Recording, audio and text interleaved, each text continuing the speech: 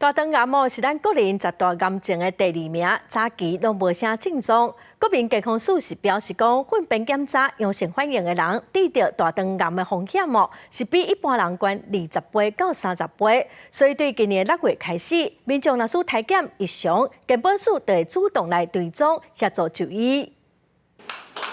今年60外岁林先生，今年8月因为身体无爽快去病院看医生，顺便接受粪便检血检查，想要到检查异常，进一步照大肠镜，才确诊是大肠癌第1期。好在经过手术治疗，已经得到控制，即马回去上班，也个人甲太太斗阵，赛车环岛旅行。我平常也有规律的在做运动，所以觉得自己也是健康的。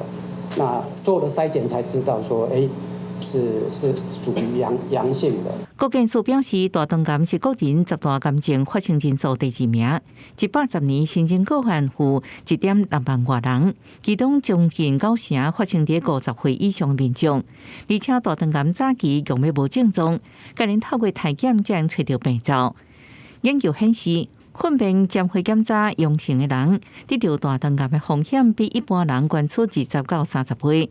若超过半年无做大肠镜，得到癌症的风险会增加3成。若一直无追踪，大肠癌死亡率会增加6成4。接受筛检因而发现的病患里面，他的癌症低级别的比较多。